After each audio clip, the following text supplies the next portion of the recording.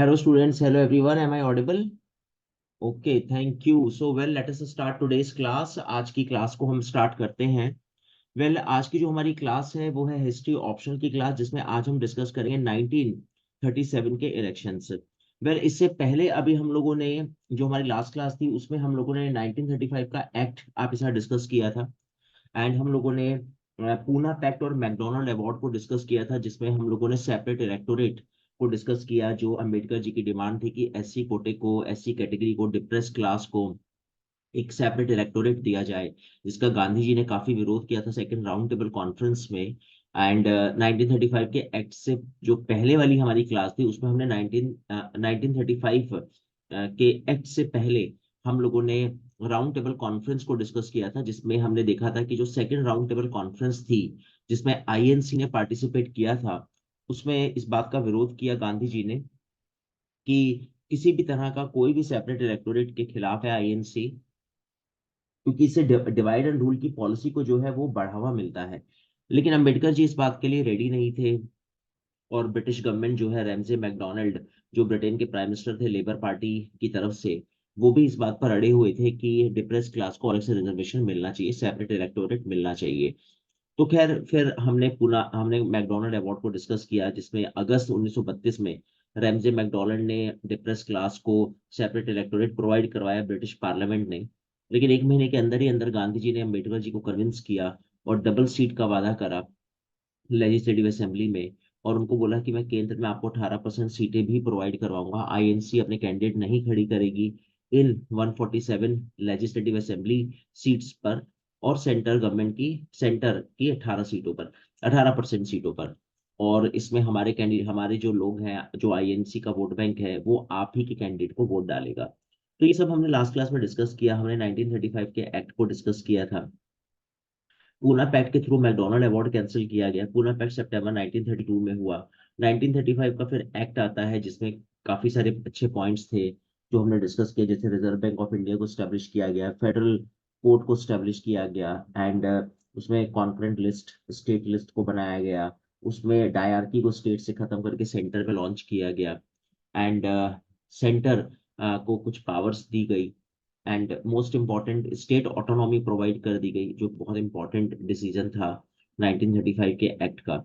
And 10% voting जो है वो इंक्रीज की गई, पॉपुलेशन को 10% पॉपुलेशन जो है वोटिंग राइट उनको मिल गया. तो इस पर एंड बर्मा के लिए एक अलग से एक्ट बना, बर्मा को सेपरेट किया गया 1935 के एक्ट से. तो हमने वो सब डिस्कस किया था थॉरोली. अब 1935 का कॉन्सिक्वेंसेस क्या थे 1937 में इलेक्शन. तो पहले तो आप ये बात समझ लें कि ये इंडिया का जो मैप आपके साथ स्क्रीन पर शेयर किया हुआ है, ये उस समय 1937 का इंडिया का मैप है. एंड उस समय इंडिया में 11 स्टेट्स थे, एंड 565 अराउंड प्रिंसली स्टेट्स थे, और 4 यूनियन टेरिटरी. 1937 का जब इलेक्शन हुआ तो आप देख सकते हैं कि provincial elections were held in British India in the winter of 1936-37 as mandated by government of India act 1935. तो अगर आप देखोगे तो यहाँ पर इंडियन नेशनल कांग्रेस जो है, आपको स्काई ब्लू कलर, जितना भी स्काई ब्लू पैचेस आपको दिखाई देंगे, लाइट ब्लू कलर के पैचेस, वो सब कांग्रेस के विनिंग एरियाज हैं, जहाँ पे कांग्रेस ने अपनी सरकार बनाई. कांग्रेस के स्टेट जो है वो बहुत अच्छे से उन्होंने अच्छी परफॉर्मेंस दी. यूनिटिस्ट पार्टी अगर आप देखेंगे तो ये जो ब्लू कलर है, ये यूनिटिस्ट पार्टी का ब्लू कलर है, पंजाब वाला एरिया है ये. एंड रेड कलर अगर आप देखेंगे तो ये यूनाइटेड पार्टी है सिंध की. जो ये आप रेड कलर का एरिया आप देख रहे हैं. एंड ये जो ग्रे कलर का एरिया है, ये वो एरियाज हैं जहाँ पे इलेक्शन नहीं हुए. तो अगर आप देखेंगे तो ये नॉर्थ वेस्टर्न साइड में आपको ग्रे पैचेस दिखाई दे रहे होंगे. और बाकी ये जितना भी आपको स्किन कलर जो आपको दिखाई दे रहा है, लाइट स्किन कलर, ये सारा का सारा प्रिंसली स्टेट्स हैं जो इलेक्शन जहाँ पे नहीं हुए. तो कुल मिला के अगर आप देखेंगे तो 11 स्टेट्स में से टोटल 8 स्टेट में कांग्रेस अपनी सरकार बनाएगी. अब ये 8 स्टेट्स कौन कौन से हैं, इनको थोड़ा और क्लैरिटी से अगले मैप में देख लेते हैं. तो यहाँ पे मेरे ख्याल से थोड़ा और क्लियर है ये मैप. इस मैप की अपेक्षा ये मैप थोड़ा ज्यादा क्लियर है, राइट, क्योंकि इसका बेस जो है वो थोड़ा ब्लैक है. तो अगर आप देखेंगे तो उत्तर प्रदेश यानी यूनाइटेड प्रोविंस में कांग्रेस की सरकार बनी. बिहार एंड उड़ीसा में कांग्रेस की सरकार है. बंगाल में कांग्रेस की सरकार है, जो बहुत बड़ी बात है. असम में कांग्रेस की सरकार है. सेंट्रल प्रोविंस मध्य प्रदेश में आप देख सकते हो. बॉम्बे में आप देख सकते हो कांग्रेस की सरकार है. मद्रास में आप देख सकते हो कांग्रेस की सरकार है। और अगर आप देखोगे तो NWFP आपको पंजाब के ऊपर आपको दिखाई देगा, वहां पे कांग्रेस की सरकार है। तो यानी कि अगर मैं इसको देखूं तो NWFP, UP, Bihar and Orissa, Bengal, Assam, central province, Bombay and Madras, ये 8 स्टेट्स। अगर आप काउंटिंग करोगे तो ये 8 स्टेट्स हैं। एंड अगर आप देखेंगे तो उसमें पंजाब और सिंध को अगर हटा दें तो सिंध में जो है यूनाइटेड पार्टी आपको दिखाई देगी, पंजाब में आपको यूनिटिस्ट पार्टी दिखाई देगी, और ग्रे कलर में इलेक्शन हुए नहीं। तो ये टोटल 11 स्टेट्स की कहानी रही, 11 स्टेट्स का ये नतीजा आपको यहाँ पे दिखाई दे रहा है। तो वेल अब थोड़ा समझ लेते हैं कि the final results of the election were declared in February 1937। February 1937 में इलेक्शन डिक्लेयर हुए। इंडियन नेशनल कांग्रेस जो है वो बहुत अच्छे परफॉर्मेंस उसने दिखाई, और 7 प्रोविंसेस में तो बहुत अच्छी पावर में कांग्रेस आई, और एक स्टेट में थोड़ा सा कोalition करके उन्होंने गवर्नमेंट को बनाया। And the exceptions were Bengal where the Congress was nevertheless the largest party, Punjab, Sindh and Assam. Right, तो ये कुछ ऐसे स्टेट थे जहां पे मतलब वो उतनी अच्छी परफॉर्मेंस नहीं दे पाई, लेकिन लार्जेस्ट पार्टी जो है रही इन स्टेट्स में। And all India Muslim league तो अगर आप देखो तो पूरी तरह से फेल हो गई। किसी भी एक स्टेट में आपको ऑल इंडिया मुस्लिम लीग की कोई सरकार दिखाई नहीं देगी। और उसका रीजन क्या था मैं आपके साथ ऑलरेडी डिस्कस कर चुका हूँ। असल में रीजन यही था कि इस टाइम पीरियड में मुस्लिम लीग का जो फंडा है वो क्लियर नहीं है। मुस्लिम लीग डिमांड कर रही है स्टेट ऑटोनॉमी, और वो ये कह रही है कि स्टेट को पावरफुल बनाया जाए, रेजिडुअरी पावर स्टेट में दी जाए, कोई भी अमेंडमेंट करना हो स्टेट से पूछा जाए। तो इस जितना मर्जी आप स्टेट को ऑटोनॉमी दे दो, वो रहेगा सेंटर के नीचे। तो इसलिए जो मुस्लिम समुदाय है, जो मुस्लिम कम्युनिटी है, उसको भी थोड़ी क्लैरिटी नहीं आ रही कि आखिर मुस्लिम लीग चाह क्या रही है। राइट, तो इस वजह से मुस्लिम लीग को उतना अभी मास सपोर्ट नहीं मिल रहा। एंड जब मुस्लिम लीग यहाँ पर बात करेगी पाकिस्तान की, 1940 से लाहौर सेशन में पाकिस्तान की बात छेड़ी जाएगी, जिसका मतलब होगा पी से पंजाब चाहिए, ए से अफगानिस्तान चाहिए, के से कश्मीर चाहिए, आई एस से सिंध चाहिए, और तान से बलूचिस्तान चाहिए। तो तब जब ये क्लैरिटी के साथ मुस्लिम लीग जनता में जाएगी कि हमें अलग कंट्री चाहिए, तो अब यहाँ पर एक अच्छा खासा सपोर्ट मुस्लिम लीग को मिलेगा। तो ये रीजन रहा उसका अभी फेल होने का, और बाद में एक अच्छा सपोर्ट मिलने का। तो वेल आगे चलते हैं, नेक्स्ट पर आते हैं। इलेक्शंस जो है हेल्ड हुए 11 प्रोविंसेस में, जो भी हमने मैप में भी देखा। उससे मद्रास है, सेंट्रल प्रोविंस यानी आज का मध्य प्रदेश है, बिहार है, उड़ीसा है, united province, Bombay presidency, Assam, NWFP, Bengal, Punjab and Sindh. Except for Bengal, Punjab and Sindh the Congress, except for Bengal, Punjab and Sindh, हाँ yes, the Congress had fared well in other regions. Right, हाँ यस, करेक्ट करेक्ट। तो यहाँ पे अगर आप देखेंगे तो और स्टेट्स की अपेक्षा यहाँ पर एक अच्छा खासा मतलब इतनी पावर में तो कांग्रेस की सरकार नहीं आ पाई, लेकिन हाँ ये है कि कांग्रेस कांग्रेस को जो है वो एक अच्छा खासा सपोर्ट यहाँ पे मिला, और एक अच्छी लार्जेस्ट पार्टी के रूप में जो है कांग्रेस यहाँ पे डेवलप हुई। राइट, और फाइनल रिजल्ट जो है वो इलेक्शन के February 1937 में डिक्लेयर हुए। And the Indian National Congress emerge in power in 8 of the provinces. जैसा अभी हमने डिस्कस किया कि 8 स्टेट्स में इनकी सरकार बनी, प्रोविंसेस में। तो in Sindh the united Sindh party of Allah Bakhsh win the majority. इस पार्टी को जो है एक अच्छी खासी मेजोरिटी मिली। तो जैसा मैंने अभी आपको मैप में दिखाया था, मैं एक बार फिर से उन स्टूडेंट्स के लिए जो थोड़ा लेट ज्वाइन हुए हैं, मैं एक बार मैप दिखा देता हूँ। तो ये वाला जो मैप है, आज हम डिस्कस कर रहे हैं 1937 का इलेक्शन। 1935 का जो कॉन्सिक्वेंसेस थे, 1935 के एक्ट में ये बात बोली गई। लास्ट क्लास में हमने 1935 का एक्ट एंड मैकडोनल्ड अवार्ड और पूना पैक्ट हमने डिस्कस किया था। एंड 1935 के एक्ट में ये बात कही गई थी कि 1937 में हम विद इन 2 ईयर हम इलेक्शन कंडक्ट करेंगे। तो उस समय इंडिया में टोटल 11 स्टेट्स हैं, और इन 11 स्टेट्स में हमारे यहाँ पे इलेक्शन हुए। 565 प्रिंसली स्टेट्स हैं, एंड 4 यूनियन टेरिटरीज थी। लेकिन अगर आप देखोगे तो इन 11 स्टेट्स में कांग्रेस को, ये जो स्काई ब्लू कलर आप देख रहे हो, ये पैचेस जो है इनको यहाँ पे कांग्रेस की सरकार बनी, जिसमें यूनाइटेड प्रोविंस आपको दिखाई दे रहा होगा, आपको बिहार और उड़ीसा आपको दिखाई दे रहा होगा, बंगाल आपको दिख रहा होगा, असम में कांग्रेस की सरकार है, बॉम्बे में कांग्रेस की सरकार है, मद्रास में, एक पंजाब के ऊपर आपको स्काई ब्लू कलर का पैच दिखाई दे रहा होगा, जो है नॉर्थ वेस्टर्न फ्रंटियर प्रोविंस, यहाँ पे कांग्रेस की सरकार बनी। ये जो रेड कलर आप देख रहे हो सिंध, 8 स्टेट में, फिर ये नाइन्थ जो है आपको सिंध दिखाई दे रहा होगा। तो इसमें सिंध को अगर आप देखोगे तो यहाँ पे ये रेड कलर का पैच आपको दिखाई दे रहा है, ये यूनाइटेड पार्टी है। और ये जो ब्लू कलर आप देख रहे हैं पंजाब, जो वहां पे यूनिटिस्ट पार्टी है, और जो ग्रे कलर है वहां पे इलेक्शंस नहीं हुए। तो कुल मिलाकर ये इलेक्शन के नतीजे रहे, कांग्रेस बड़ी अच्छी परफॉर्मेंस में रही। और मैं अभी ये डिस्कस कर रहा था स्टूडेंट्स के साथ कि यहाँ पे मुस्लिम लीग को अगर आप देखो तो पूरी तरह से क्लीन स्वीप है, मुस्लिम लीग बिल्कुल गायब है, मुस्लिम लीग नजर ही नहीं आ रही। उसका रीजन क्या है? उसका रीजन यही है कि मुस्लिम लीग ने अभी स्टेट स्टेट की बात कर रहे हैं, वो कह रही है स्टेट ऑटोनॉमी दो, स्टेट को मजबूत करेंगे। तो अभी उसका जो मुस्लिम है, जो मुस्लिम लीग के साथ जुड़ा हुआ है, वो बड़ा कंफ्यूज है। उसे समझ नहीं आ रहा मुस्लिम लीग चाह क्या रही है। कितना भी आप स्टेट को पावरफुल क्यों ना बना लो, वो रहेगा सेंटर के नीचे ही, है ना। जब वो सेंटर के नीचे रहेगा तो फिर क्या फर्क पड़ता है? कोई फर्क नहीं पड़ता।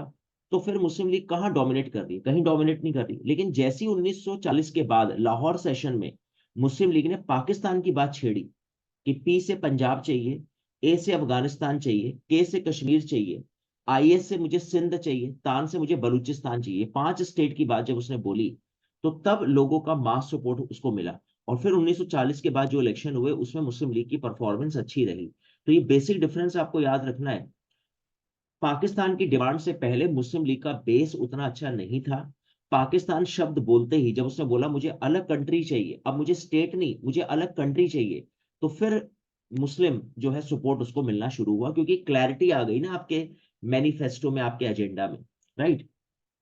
तो ये हमने डिस्कस किया। तो हमने यहाँ पे बताया कि इलेक्शंस हुए, 8 स्टेट्स में कांग्रेस की सरकार बनी, सिंध में जो है वो यूनाइटेड पार्टी, पंजाब में यूनिटिस्ट पार्टी, और ऑल इंडिया मुस्लिम लीग पूरी तरह से फेल हो गई। सिकंदर हयात ने पंजाब में सरकार बनाई, एंड अल्लाह बख्श ने सिंध में अपनी सरकार बनाई। कांग्रेस की मिनिस्ट्री अब रन कर रही है 1937 से 1939, 2 साल। कितनी बड़ी बात है कि हम लोग तरसते रहे कि हमें पार्टिसिपेशन दो। आज हम इस स्टेज पे पहुंच गए कि आज हम अपने स्टेट में अपनी सरकार, अपना सीएम, अपनी कैबिनेट मिनिस्ट्री बना के बैठे हैं। तो देखो ये उपलब्धि तो है। आजादी से पहले 1937 में हमारी सरकारें स्टेट में बन गई, ये बहुत बड़ी उपलब्धि है कांग्रेस की। और फिर अगर आप देखोगे तो कांग्रेस जो है वो 2 साल तक उसने रूल किया, उसने वो सारे काम किए स्टेट में, स्टेट की जनता को पूरा अच्छे से खुश करा। बिजली, पानी, सड़कें, जो स्टेट के सब्जेक्ट थे, उन स्टेट के सब्जेक्ट को बहुत अच्छे से ईमानदारी से कांग्रेस के सीएम ने, जितने भी स्टेट के सीएम थे, उन्होंने बहुत अच्छे से चीजों को कवर अप किया। लेकिन फिर अनफॉर्चुनेटली 1939 1 सितंबर में सेकेंड वर्ल्ड वॉर स्टार्ट हो गई। और मैंने आपको बताया था कि ब्रिटेन ने डिक्लेयर कर दिया इंटरनेशनल लेवल पे कि मेरी कॉलोनी इंडिया मेरे साथ है सेकेंड वर्ल्ड वॉर में। जब हमने न्यूज़पेपर पढ़ा तो हमने कहा हम तो नहीं है इनके साथ। तो हमने ब्रिटेन को कंप्लेन करी, हमने कहा सर आप ये झूठी झूठी अफवाहें मत फैलाओ, हम आपके साथ नहीं है सेकेंड वर्ल्ड वॉर में। और कान खोल के आप सुन लो, पहले हमें आप आजादी दोगे तब हम आपको सेकेंड वर्ल्ड वॉर में अब सपोर्ट करेंगे, उससे पहले अब कोई सपोर्ट नहीं होगा। तो यहाँ पे अब इंडिया का जो फंडा है वो बिल्कुल क्लियर है। लेकिन हाँ, एक डिस्प्यूट चल रहा है अभी कांग्रेस में। अब चक्कर क्या है कि कांग्रेस में अभी गांधी जी तो बाहर हैं, क्योंकि गांधी जी रिजाइन कर चुके हैं सिविल डिसओबीडियंस मूवमेंट के बाद कांग्रेस से। मैंने आपको बताया था कि जब गांधी जी वापस आए सेकंड राउंड टेबल अटेंड करके सेकंड, तो गांधी जी के ऊपर बड़ा ब्लेम लगा, और आते ही गांधी जी जेल चले गए, उन्हें अरेस्ट कर लिया। वेलिंगटन ने, वेलिंगटन जो नया वॉइसरॉय आया था लॉर्ड इरविन की जगह, उसने उनको अरेस्ट कर लिया। उसने पूछा भाई साहब आप कहाँ थे? गांधी ने कहा मैं लंदन गया हुआ था। कहने के अच्छा गए तो थे, पर हम तो आपको ढूंढ रहे हैं यहाँ पर, आप मिल नहीं रहे, और हमने सुना आपने लोगों को बड़ा भड़काया। तो बड़े चालाक है ब्रिटिशर्स, इरविन के साथ पैक्ट करवाया, गांधी जी को सेकंड राउंड टेबल में लंदन भेजा, गांधी जी के एब्सेंस में मूवमेंट दबा दिया, और गांधी जी जब वापस है उनको पकड़ के जेल में डलवा दिया। तो लोगों ने बड़ा ब्लेम करा कि यार गांधी जी बताओ, आप इतने बड़े पॉलिटिशियन और आप इनके झांसे में आ गए, लंदन जा रहे हो आप घूमने, आपको घूमने का बड़ा शौक है, कभी साउथ अफ्रीका कभी लंदन, टिकते हो नहीं आप एक जगह। अब बेचारा वही नेता फंस जाता ना, अभी ना जाते तो लोग कहते यार आपको आंदोलन का बड़ा शौक है, आंदोलन आंदोलन करते रहते हो, वो सुन तो लो उनकी, क्या पता वो आजादी दे देते अगर आप लंदन चले जाते। तो बेचारा नेता फंस जाता है। गांधी जी बेचारे लंदन गए, बड़ी बेइज्जती हुई, इंसल्ट हुई, वो बोला ना उसने हाफ नेकेड फकीर, विंसेंट चर्चिल ने गांधी जी को, हमने करा था डिस्कस राउंड टेबल कॉन्फ्रेंस के चैप्टर में। तो खैर यहाँ पे गांधी जी को इतना क्रिटिसाइज किया, गांधी जी भी अब बेचारे इंसान है, गुस्सा आ गया उनको, उन्होंने कहा भाई साहब ऐसा है, अगर आपको नहीं विश्वास मेरी लीडरशिप पे तो ठीक है, फिर मैं रिजाइन कर देता हूँ। तो I am going to resign. थोड़ा सा एरोगेंट भी गांधी जी का छलका आता ही है, इतना बड़ा महान नेता, इतना कुछ करा उसने देश के लिए। तो उन्होंने ये शब्द भी बोल दिए कि मैं बालू के एक कण से, even the dust dust particle of a sand, I can create a party like अ कांग्रेस। यानी मैं कांग्रेस के जितनी बड़ी पार्टी एक बालू के रेत के कण से भी बना सकता हूं। तो मैं कांग्रेस से, मतलब मैं जो हूं ना, मैं चाहूं तो कांग्रेस को क्रिएट कर सकता हूं। तो यहाँ पे मतलब थोड़ा सा एरोगेंट दिखाई दिया गांधी जी के इस स्टेटमेंट से, लेकिन खैर गांधी जी काफी महान है, उनके बारे में कुछ भी कहना शोभा नहीं देता। तो खैर गांधी जी ने रिजाइन कर दिया, कांग्रेस में दबदबा हो गया। जवाहरलाल नेहरू, वो भी हम करेंगे डिस्कस, कांग्रेस सोशलिस्ट पार्टी, कैसे कांग्रेस सोशलिस्ट पार्टी अंदर पैदा हुई कांग्रेस के।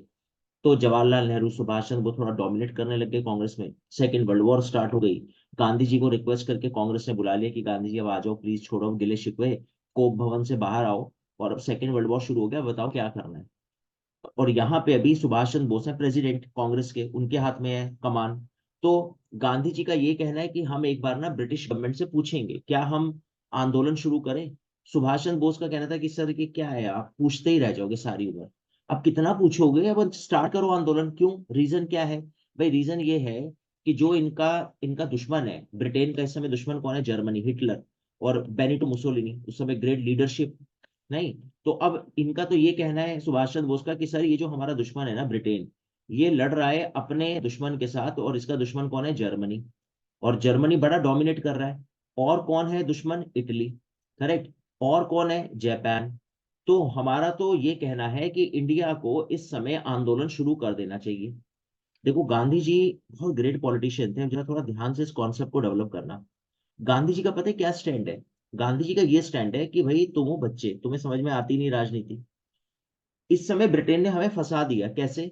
अगर इंडिया इस समय ब्रिटेन पे करता है अटैक, तो इस समय दो ही ग्रुप हैं बस, ब्रिटेन, फ्रांस और इनके साथ रशिया, एक तो ये ग्रुप है, और एक है जर्मनी, इटली और जापान वाला। अगर इंडिया ब्रिटेन के साथ करता है वॉर डिक्लेयर, तो इंटरनेशनल लेवल पे ये मैसेज जाएगा यूएसए और बाकी कंट्रीज को कि इसका मतलब इंडिया इस डिक्टेटरशिप को ओके कर रहा है। और ये बड़ी खतरनाक डिक्टेटरशिप है। हिटलर ने 6 लाख ज्यूस को गैस चैम्बर में फेंक दिया था, और वो बेचारे दम घुटने से मर गए थे। बहुत खतरनाक था हिटलर। बहुत मासूमों को, बच्चों को, महिलाओं को, मतलब इतनी बुरी तरह इसने मारा जान से। तो ये बात ठीक है कि वो एक ऐसे दुश्मन के साथ लड़ रहा है जो बहुत क्लेवर है। लेकिन अगर मैं ब्रिटेन और जर्मनी को कंपेयर करूं, तो जर्मनी तो और ह्यूमनलेस है, इटली का मुसोलिनी और ह्यूमनलेस है। मतलब ये दोनों तो बहुत ही बेकार डिक्टेटरशिप है, ये तो डेमोक्रेसी के अगेंस्ट है। तो कहने का मतलब आप समझ रहे हो गांधी जी का क्या कहना है कि यार कोशिश करो, जर्मनी और इटली को एकदम सपोर्ट मत करो, क्योंकि उनको सपोर्ट करने का मतलब है ब्रिटेन को के साथ आंदोलन छेड़ने का मतलब है आप जर्मनी और इटली के अगेंस्ट हो गए, के फेवर में आ गए। और जो एक गलत मैसेज आएगा जो ह्यूमैनिटी के अगेंस्ट है, कि इंडिया एक ऐसी कंट्री को सपोर्ट कर रहा है इनडायरेक्टली जिसने कई मासूम बच्चों महिलाओं को जान से मार दिया अपने देश में। तो भाई थोड़ा सोच समझ के स्टेप उठाओ, जल्दबाजी मत करो। ब्रिटेन से पूछ लेते हैं, अगर प्यार मोहब्बत में बात होती है तो ठीक है, क्योंकि ब्रिटेन भी फंसा पड़ा है, उसको भी पता है हमारा सपोर्ट चाहिए। लेकिन सुभाष चंद्र बोस जी खैर मानने वाले थे नहीं।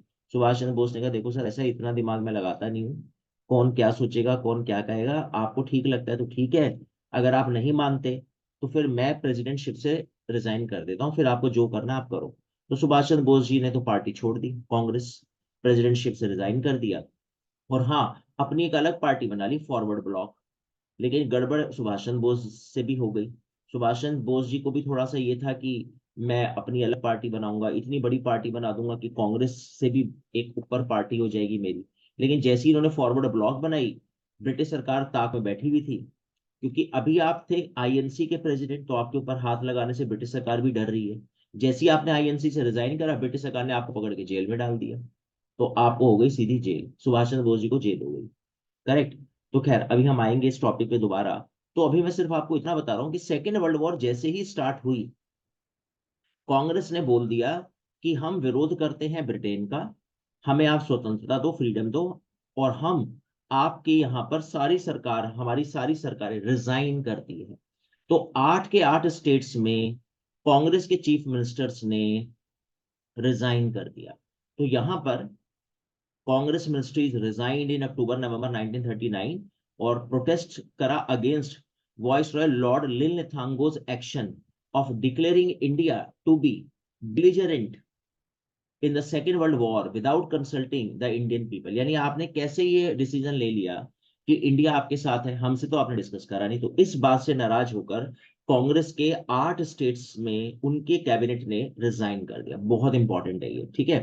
तो अभी हम चलते हैं, आगे चलते हैं, नेक्स्ट पर आते हैं। तो यहां तक मेरे ख्याल से आपको समझ में आ रहा होगा, ठीक है। अब आगे चलते हैं, देखते हैं आगे क्या हुआ। तो इस दिन को, जिस दिन इन्होंने रिजाइन करा, कब करा, 22 दिसंबर 1939 को फाइनली रिजाइन कर दिया। अक्टूबर नवंबर डिक्लेयर करता रिजाइन करेंगे, लेकिन अभी इन्होंने रिजाइन कर दिया। अब ये जो इन्होंने रिजाइन किया 22 दिसंबर 1939, इसको मनाया गया deliverance day. Deliverance day, the day of deliverance, किसने, मुस्लिम लीग। मुस्लिम लीग ने कहा भैया थैंक गॉड जी, हमें तो मुक्ति मिल गई इनके राज से। क्योंकि आप इमेजिन करो ना, मुस्लिम लीग, अभी जो मुस्लिम लीग है इन 8 स्टेट में तो रोज तिल तिल के मर रही होगी जब उसका सीएम यहाँ पे बैठा हो कांग्रेस का, और मुस्लिम लीग इस स्टेट में, उसे लगता होगा कि मेरे से पार्शियलिटी कर रहे हैं, हम कोई भी काम के लिए जाते हैं ये लोग मना कर देते हैं। मतलब ऐसा मुस्लिम लीग का ब्लेम था कि जहां जहां कांग्रेस की सरकारें थी, वहां वहां हम लोग तो बड़े परेशान हुए, मुस्लिम्स के साथ बड़ा बायज ये लोग रहे। और आज इन्होंने रिजाइन कर दिया, हमें तो भाई मुक्ति मिल गई। इसे बोलते हैं मुक्ति दिवस, द डे ऑफ डिलीवरेंस बोला जाता है। बड़ा इंपॉर्टेंट है, जब कभी आप आंसर फ्रेमिंग करो इस टाइम पीरियड का, 1935 से 39 के बीच का, तो आप ये द डे ऑफ डिलीवरेंस जरूर डालना, एक की पॉइंट है। करेक्ट। अच्छा, एक चीज मैं आप लोगों को और समझा दूं, मैं जैसे कॉपी चेक कर रहा हूँ, 90% स्टूडेंट बहुत अच्छा वेल फ्रेम कर रहे हैं, और मैं आई एम वेरी ग्लैड कि आप लोग बिल्कुल टू दी पॉइंट लिख रहे हो, सारी चीजें कवर अप कर रहे हो, कोई भी ऐसा पॉइंट नहीं है जो आप लोग मिस कर रहे हो। और यही एक अच्छी राइटिंग स्किल होती है ना। तो बस मैं सिर्फ, मेरा एक सजेशन है कुछ स्टूडेंट्स को, कि जैसे आप कोई टॉपिक के ऊपर लिख रहे हो, तो एंड में ना, कॉन्क्लूजन में उस टॉपिक से बाहर आ जाओ। उस टॉपिक को बार बार रिपीट मत मारो, डुप्लीकेशन होगा, क्योंकि डुप्लीकेशन होने के चांस हैं। आप उस टॉपिक से बाहर आ जाओ। जैसे फॉर एग्जांपल, आप लिख रहे हो सीडीएम, सिविल डिसोबीडियंस मूवमेंट, तो आप सीडीएम से बाहर आ जाओ। आप लिख रहे हो 1935 का एक्ट, तो 1935 के एक्ट के बाद क्या हुआ वो लिखो। 37 का इलेक्शन मेंशन करो। 37 का इलेक्शन लिख रहे हो तो बाहर आ जाओ। 1939 की सेकेंड वर्ल्ड वॉर मेंशन करो कॉन्क्लूजन में। सेकेंड वर्ल्ड वॉर लिख रहे हो तो सेकेंड वर्ल्ड वॉर के बाद क्या हुआ उसको कॉन्क्लूजन में लिखो। उससे क्या फर्क पड़ेगा, आप ज्यादा बात शेयर कर पाओगे एग्जामिनर के साथ, उसको ये भी इंफॉर्मेशन दे पाओगे कि इस टॉपिक के बाद क्या हुआ वो भी मुझे पता है। और तीसरा बेनिफिट क्या होगा, आपका डुप्लीकेशन होने के चांस कम होंगे, क्योंकि जब आप टॉपिक टॉपिक पे घूमते रहते हो, तो कॉन्क्लूजन में आप जरूर एक दो लाइन ऐसी जरूर लिख दोगे जो आप पहले मेंशन कर चुके हो। तो बेमतलब अपनी बात को रिपीट मारोगे, उसमें नंबर आपको मिलने नहीं, क्योंकि वो पढ़ चुका है आपकी बात पहली बॉडी में या इंट्रोडक्शन में। लेकिन जब आप बाहर आ जाते हो तो डुप्लीकेशन के चांसेस कम हो जाएगी। ये मेरा सजेशन है, ठीक है। खैर, अच्छा, तो अभी हम आगे चलते हैं, नेक्स्ट पर आते हैं। तो डे ऑफ डिलीवरेंस इन्होंने मनाया, मुस्लिम लीग का जो प्रेसिडेंट है Mohammad Ali Jinnah, and intended to rejoice the resignation of all members, right. तो काफी मतलब इन्होंने हर्षोल्लास के साथ, मतलब अच्छे से इसको इंजॉय करा इस दिन को, कि चलो हमें तो मुक्ति मिल गई, राइट। खैर, आगे चलते हैं, नेक्स्ट पर आते हैं। अब हुआ आगे ये कि कांग्रेस के अंदर ना अब एक पार्टी बनने जा रही है, कांग्रेस सोशलिस्ट पार्टी। तो मैं फिर से 1934 पे जा रहा हूँ पीछे। तो अभी हमने 1939 तक, 37 के इलेक्शन, 39 में रिजाइन हुआ, मुस्लिम लीग ने सेलिब्रेट करा उस रेजिग्नेशन को। लेकिन अभी एक टॉपिक और है इसी बीच में, कांग्रेस सोशलिस्ट पार्टी, जिसको हम लोग बोलते हैं सीएसपी, कांग्रेस सोशलिस्ट पार्टी। अब ये क्या है जरा इसको समझते हैं। देखो, जब गांधी जी को जेल हो गई, वापस आए, तो कांग्रेस में बड़ा डिसअपॉइंटमेंट हुआ। तो ये जवाहरलाल नेहरू, राम मनोहर लोहिया, जयप्रकाश नारायण, अच्युत पटवर्धन, मीनू मसानी, सुभाष चंद्र बोस, ये सब जेल में बैठे हुए बेचारे। अब इनकी समझ में आ नहीं रहा कि यार क्या करें, गांधी जी की तो हद है। एनसीएम स्टार्ट करा, अचानक धप्पा कर दिया, बंद कर दिया। सीडीएम स्टार्ट करा, लंदन चले गए सेकेंड राउंड टेबल में कॉन्फ्रेंस में पार्टिसिपेट करने। क्या करें गांधी जी का, गांधी जी की लीडरशिप में हम इतना विश्वास करते हैं। गांधी जी एक बहुत अच्छा आंदोलन करते हैं, बड़ा पीक पे जाता है, फिर वो फर्श पे धड़ाम से गिर जाता है, अर्श पे जाता है, फर्श पे आ जाता है। अब क्या करें गांधी जी का। तो लोगों ने कहा यार एक काम करते हैं ना, हम अपनी पार्टी बना लें। तो सजेशन है कि यार अपनी पार्टी वार्टी मत बनाओ यार, देखो क्या होता है ना, कांग्रेस एक बहुत बड़ा नाम है। कांग्रेस के अलावा कोई भी पार्टी ऐसी है जैसे सूरज के आगे कोई दीपक। तो हमें कांग्रेस तक आने में 50 साल और लग जाएंगे, और हमारा टारगेट है फटाफट फ्रीडम लेना। तो कह लेंगे यार फिर क्या करें, कह लेंगे एक काम और कर सकते हैं, हम पार्टी बनाते हैं लेकिन कांग्रेस के झंडे के नीचे ही रहेंगे। हम कांग्रेस से बाहर नहीं जाते, और कोशिश करेंगे अपनी पार्टी की आइडियोलॉजी कांग्रेस पे थोपेंगे। कांग्रेस के लीडर्स को बोलेंगे कि आप वो करो जो हम कह रहे हैं, लेकिन हम अपने ग्रुप बना लेते हैं। तो इस ग्रुप का नाम पड़ रहा है, जो कुछ लीडर मिलके अपना एक ग्रुप बना रहे हैं, और इस ग्रुप का नाम क्या पड़ रहा है, कांग्रेस सोशलिस्ट पार्टी, सोशलिज्म। तो मैं पहले आपको थोड़ा एक बात और समझा दूं। एक होता है सोशलिज्म, सोशलिज्म, और एक होता है कॉम्युनिज्म, कॉम्युनिज्म, कम्युनिस्ट, कम्युनिस्ट। क्या डिफरेंस है, अगर कोई स्टूडेंट मेरे को समझा पाए कि सोशलिज्म और कम्युनिज्म में क्या डिफरेंस है। कुछ आइडिया है किसी को? हाँ रवि आप बताओ, आप कुछ कह रहे थे। दोनों विरोध करते हैं एलपीजी का।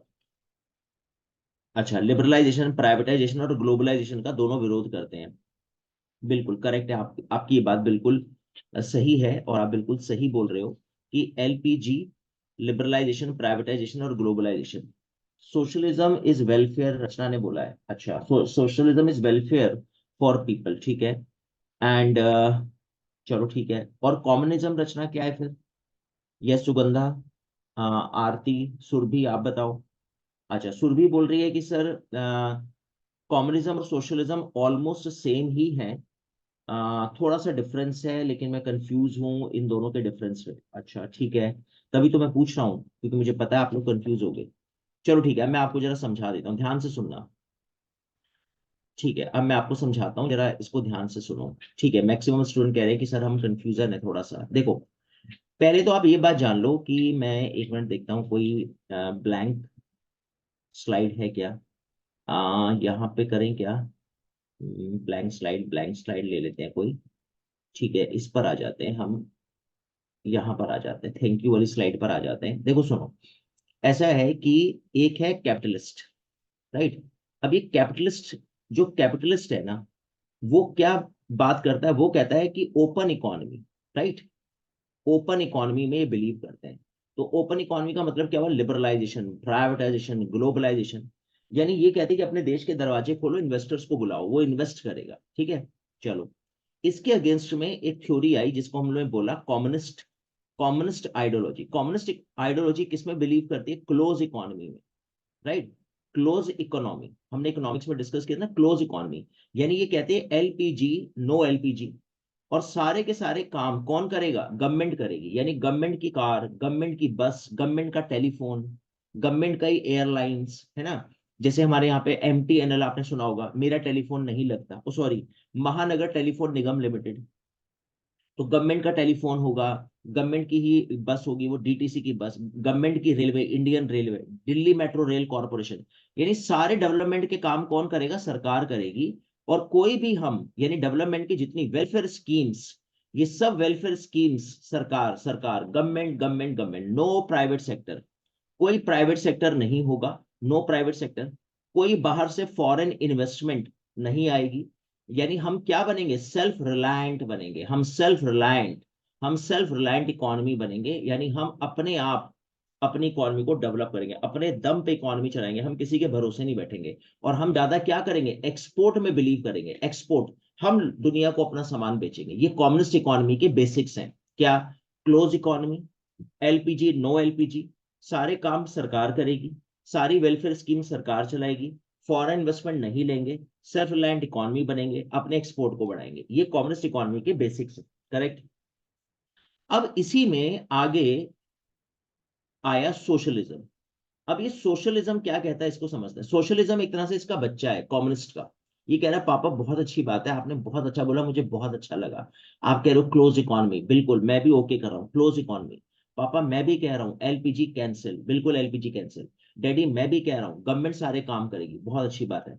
सेल्फ वेलफेयर स्कीम सब चलाएंगे, बिल्कुल सरकार वेलफेयर स्कीम चलाएगी। नो प्राइवेटाइजेशन, बिल्कुल सही। नो फॉरेन इन्वेस्टमेंट, बिल्कुल सही। सेल्फ रिलायंट बनेंगे, बिल्कुल करेक्ट है। एक सेल्फ रिलायंट इकोनॉमी बनाएंगे, बिल्कुल करेक्ट है। और एक्सपोर्ट इंक्रीज, बिल्कुल करेक्ट है। तो देखो सोशलिज्म हर बात वही बोल रहा है, लेकिन इसने कहा पापा एक चीज और सुनो ध्यान से। आप कह रहे हो कि सारे काम सरकार करेगी, तो फॉर एग्जाम्पल आपने डीएमआरसी बनाई, दिल्ली मेट्रो रेल कॉर्पोरेशन। तो डैडी एक चीज ध्यान से सुन लो, मेट्रो स्टेशन के बाहर बोर्ड मत लगा देना कि only for company CEO can travel. यानी सोशलिज्म का मतलब क्या, समाजवाद, समाज, इक्वालिटी फॉर ऑल होनी चाहिए। फिर सारे काम आप करोगे, लेकिन इसमें एक पापा ऐड और करो कि वो सबके लिए ओपन फॉर ऑल करोगे आप, ओपन फॉर ऑल। तो यहां पर अगर डीएमआरसी आप बनाओगे तो फिर उसमें हर कोई ट्रेवल कर पाएगा, यानी समाजवाद।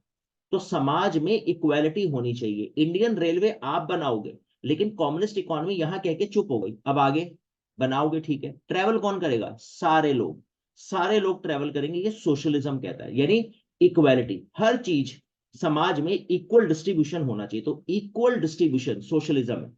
तो एक तरह से मैं ऐसे बोलूं तो कम्युनिस्ट का एक्सटेंशन है सोशलिज्म।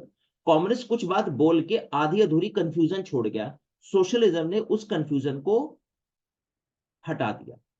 आप बनाओगे अच्छी बात, लेकिन खोल दो सबके लिए, ठीक। एक चीज और, एक और बड़ा बेसिक डिफरेंस है।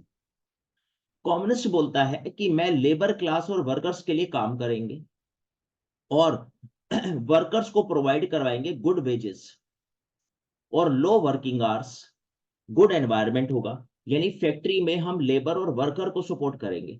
सोशलिज्म ने एक बात और आगे बोल दी कि पापा बहुत अच्छी बात है, लेबर को, वर्कर को हम सपोर्ट करेंगे, लो वेजेस, अच्छे वेजेस उनको प्रोवाइड करवाएंगे। लेकिन मैं एक स्टेप पापा और आगे जाऊंगा। मैं इस फैक्ट्री मालिक से पूछना चाहता हूं कि इसको इस साल प्रॉफिट कितना हुआ। तो खाली सैलरी देने से काम नहीं चलेगा बाबूजी, आपको ना अपने प्रॉफिट में शेयरिंग भी करनी होगी। जैसे मैं फैक्ट्री मालिक हूं, ठीक है, मैं ओनर हूं किसी फैक्ट्री का। कॉमर्स इकोनॉमी मुझे क्या कह रही है कि देखो सर, आपके यहाँ पे 100 वर्कर है, आप उनको प्रॉपर सर सैलरी, अच्छे से सैलरी दो, टाइम से सैलरी दो, लो वर्किंग आवर्स करो, कम घंटे, अच्छी सैलरी दो। मैंने कहा चलो ठीक है, ये कम्युनिस्ट इकोनॉमी है। अब सोशलिस्ट इकोनॉमी वाले मेरे पास आ गए, कहने लगे सर एक बात बताओ कितना कमाया था पिछले पिछले साल। मैंने कहा 1,000 रुपये कमाए थे मैंने प्रॉफिट। मैंने कहा लेकिन मैंने सैलरी सबको दे दी टाइम से। कह रहे सैलरी से काम नहीं चलेगा, ये जो 1,000 रुपये कमाए ना, ये भी डिस्ट्रीब्यूट करो वर्कर्स में, प्रोपोर्शनल। तो 500 रुपए आपके, 500 रुपए वर्कर्स में बांटो, बोनस। तो ये सोशलिज्म और आगे एक स्टेप बढ़ गया। तो ये डिफरेंस है सोशलिज्म और कम्युनिज्म। ये बताओ क्लियर हुआ, ठीक है।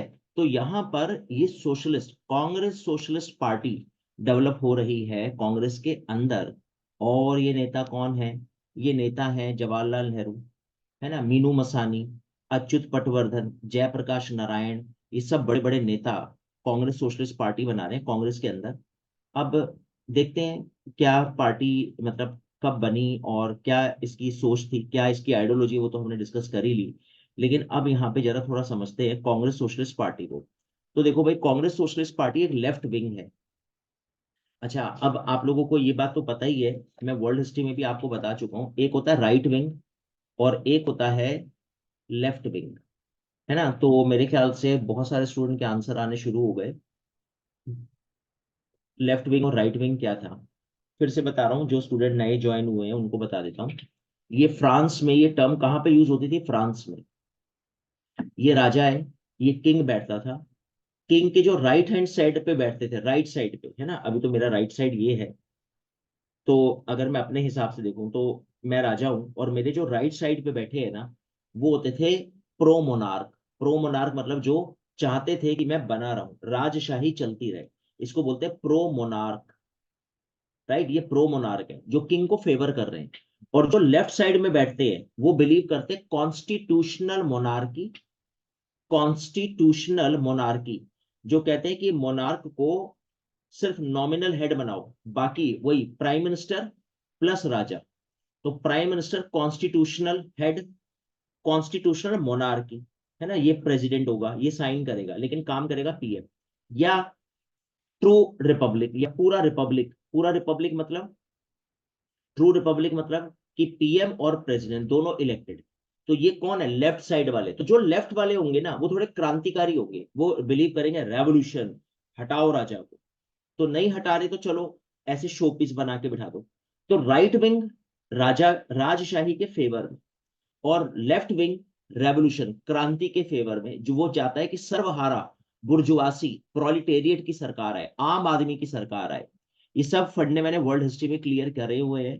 फ्रेंच रेवोल्यूशन में मैंने आपके साथ डिस्कस किया था बुर्जुआसी प्रोलिटेरिएट कौन होते हैं, नोबिलिटी, कैलर्जी, कार्ल मार्क्स की थ्योरी, लेनिन की थ्योरी, ये सब मैंने वर्ल्ड हिस्ट्री की क्लासेस में आपको क्लियर करा हुआ है। तो वर्ल्ड हिस्ट्री की क्लासेस में जो रिकॉर्डिंग है, जिसने नहीं अटेंड करी वो एक बार देख लेना वहां पे। खैर, तो अभी मैं सिर्फ इतना बता रहा हूँ, ये लेफ्ट विंग का मतलब है जो क्रांति, लेफ्ट विंग वाले क्रांति चाहते हैं और सत्ता को बदलना चाहते हैं, इतना अभी समझ लो। तो इनको लेफ्ट विंग बोलते हैं, सोशलिस्ट, कम्युनिस्ट, ये सब लेफ्ट विंग है, राइट। विद इन दी कांग्रेस इन्होंने अपना एक ग्रुप बनाया। आचार्य नरेंद्र देव प्रेसिडेंट बन गए इस पार्टी के, जयप्रकाश नारायण जनरल सेक्रेटरी बन गए। 1934 में जेल के अंदर ये पार्टी बन गई। The rise of this party was due to increase a left influence in the Indian National Congress. And 1935, one third of the Congress member were Congress socialists. तो बड़ी बहुत बड़ी बात है। इन्होंने धीरे धीरे धीरे, देखो कितनी चालाकी से काम करा, ये बाहर ही नहीं निकले, कांग्रेस के अंदर ही रहे और कांग्रेस के अंदर ही लोगों को इन्फ्लुएंस करते रहे कि ज्वाइन कर लो सीएसपी, हम आपस में अपना एक ग्रुप बनाते हैं और अंदर से इन्फ्लुएंस करेंगे कांग्रेस को, है ना। गांधी जी की नीतियों से बोर हो गए थे बेचारे, नॉन वायलेंट, धरना प्रदर्शन, चुपचाप साइलेंट बैठो।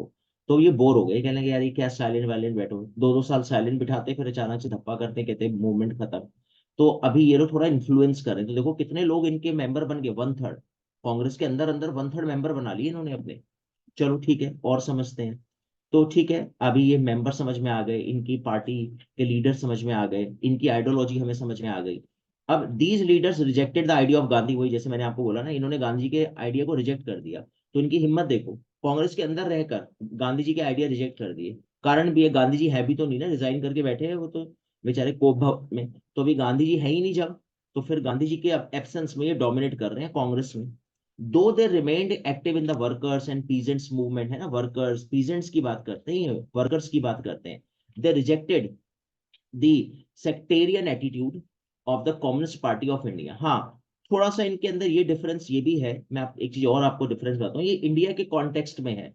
जो मैंने अभी आपको डिफरेंस बताया वो तो एक ओवरऑल था, इंडिया के कॉन्टेक्स्ट में डिफरेंस क्या है, कि जो कम्युनिस्ट पार्टी है ना, ये कम्युनिस्ट पार्टी ये सपोर्ट करती है रशिया को, समझ रहे हो। तो ये ना, ये थोड़े कंफ्यूज है कम्युनिस्ट पार्टी वाले।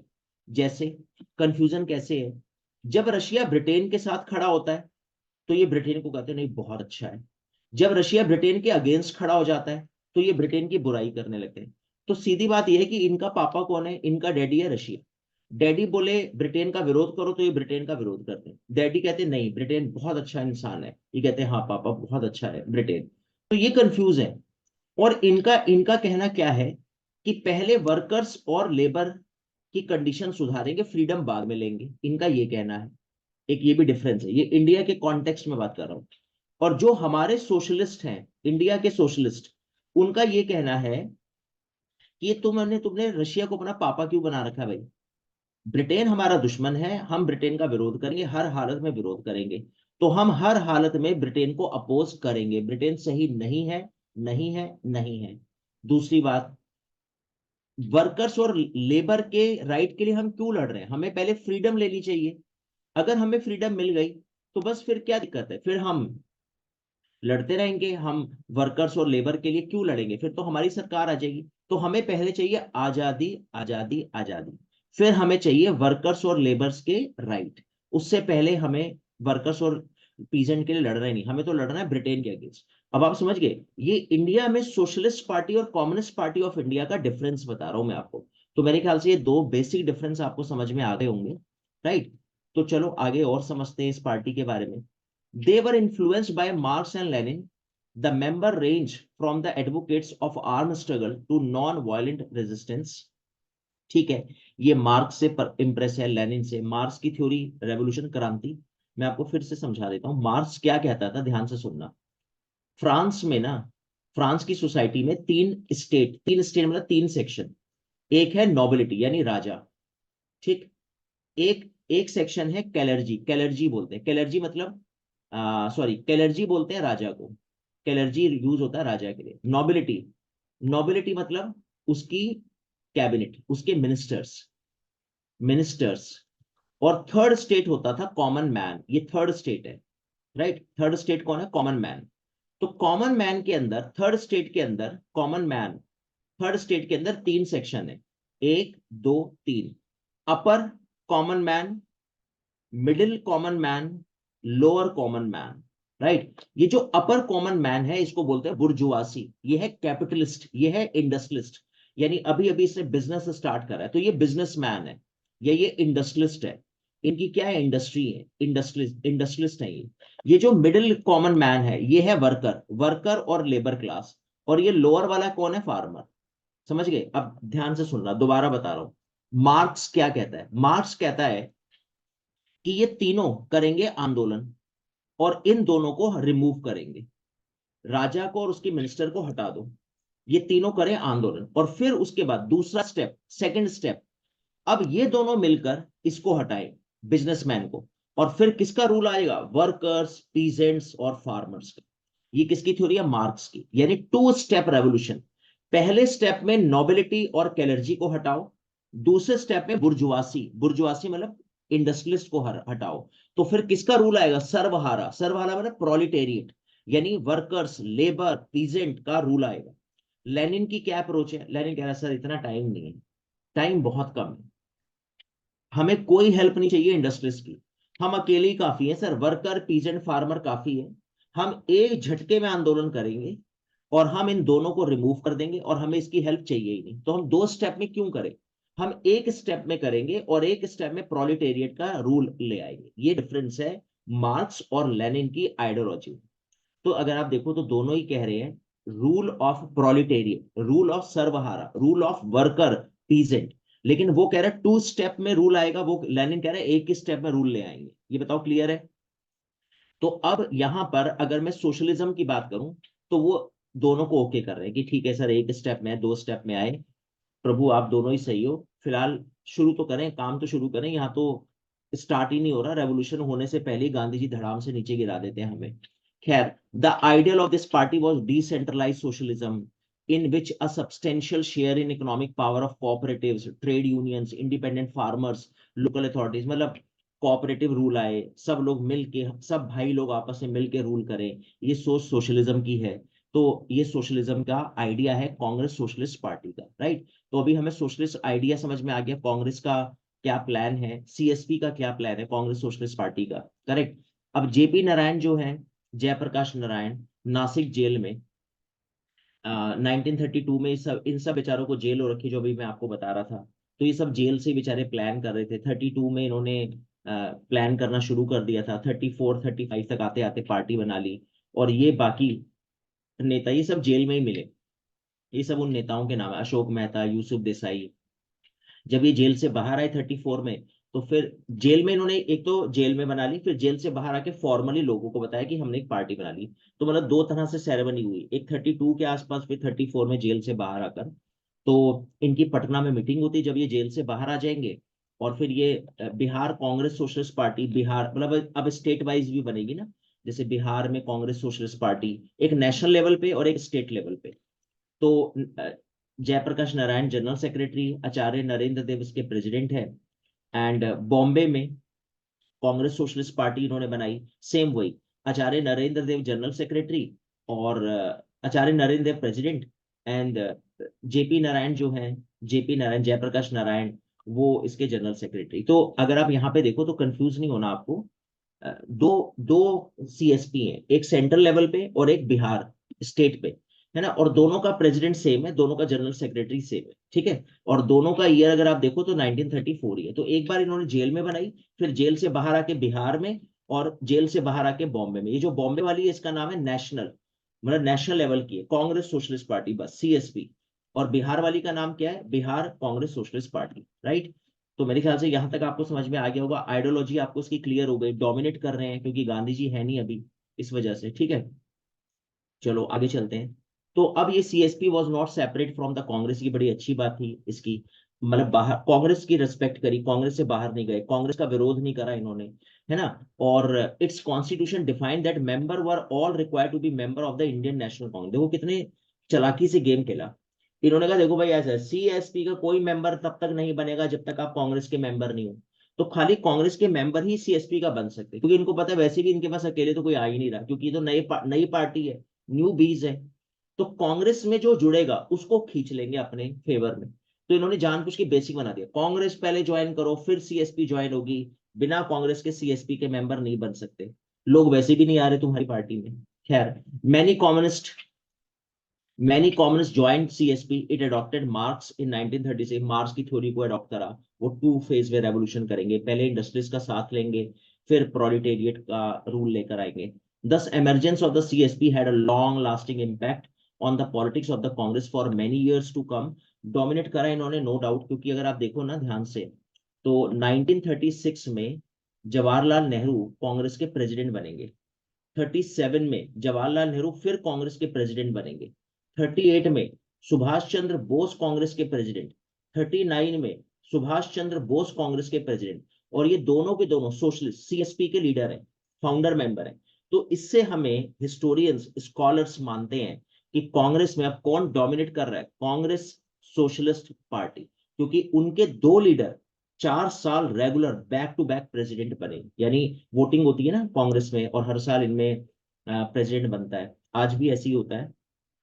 तो खैर, ये देखो मैंने यहाँ मेंशन करा हुआ है। तो 1936 आप देखो अगर, तो 1936 में देखो जवाहरलाल नेहरू लखनऊ सेशन है, फिर फैजपुर जवाहरलाल नेहरू 37 में, फिर हरिपुरा सुभाष चंद्र बोस, फिर 1939 त्रिपुरी त्रिपुरी मध्य प्रदेश एमपी जवाहर फिर से आपका सुभाष चंद्र बोस। ये राजेंद्र प्रसाद इसलिए लिखा है, आपको याद होगा भी, मैं आपको बताया था सुभाष चंद्र बोस ने रिजाइन कर दिया था, वो चले गए।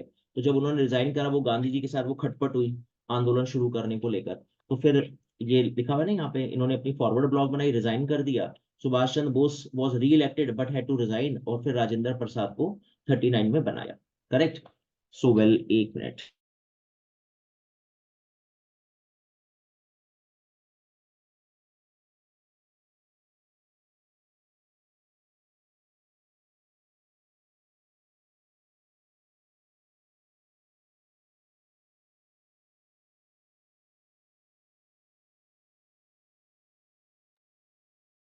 यस। तो हम लोग यहाँ पर